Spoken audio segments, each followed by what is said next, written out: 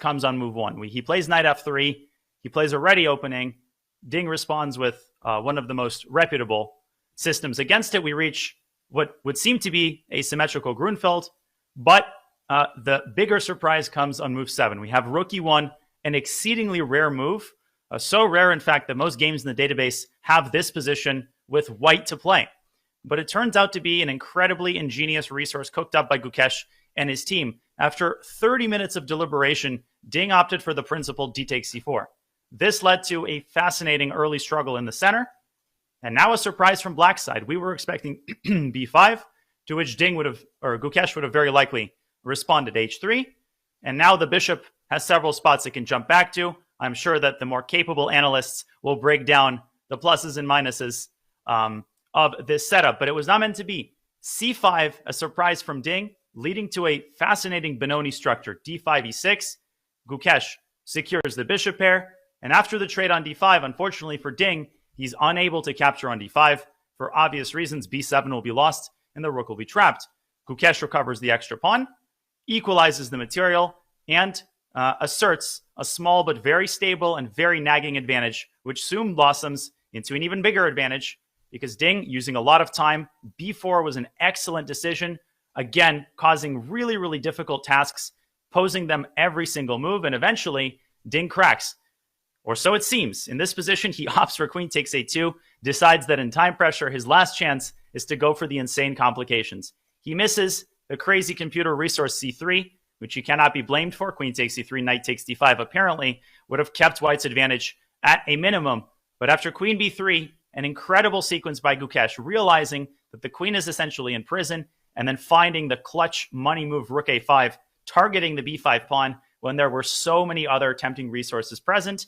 Ding, after repeating moves, Gukesh goes for rook takes b5. Ding finds the best practical resource, queen d3. Apparently, bishop e3, keeping the tension, would have been the cleanest path to a likely victory. But instead, queen f4 should have been good enough. Now, Ding finds a way with his last seconds ticking down to trade off the queens. And here, Gukesh, he rushes it. Maybe keeping the bishop pair would have given more winning chances. But instead, he trades on g7. He goes for the c4 pawn and underestimates Ding's resource of getting the knight back into the game. And suddenly, Ding finds knight c6, another incredible move. And leading up to move 40, all that remained for Ding was to find the knight maneuver to d6, and he basically sets up an impervious fortress. But the nerves set in, and instead he went king e5, missing the trampolining of the rook from h4. And of course, the point is that if Ding guards the h-pawn, the rook moves over to the other side of the board, and then up to a6, and black simply loses too many pawns. So instead, a desperate Ding tries to find counterplay. Gukesh finds rook c6, the only cleanly winning move. And now h4 would have led to sure victory. But after king e1, things get interesting again.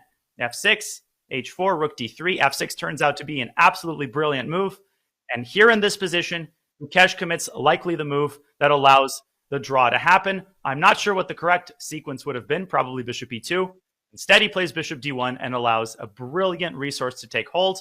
The whole point, and what was likely missed by Gukesh, is that rook c4, setting up these twin threats, would have met with rook h3. And unfortunately for Gukesh, f3, black just gives endless checks on the first and second ranks. King d3 gets checkmated. So that resource is off the table. Unfortunately for Gukesh, he was forced to kick the rook back to a commanding square. Ding's pieces are way too active. And after a further just absolutely fascinating struggle where Gukesh found so many ways to keep the game going, Ding did not falter. He played confidently, chased the f-pawn down. Ultimately, the king went all the way back to help out the knight. He won the pawn back, traded off the rooks, and eliminated white's final pawn to make a miraculous draw. What a save. What a fight. And the score remains tied after 7 games.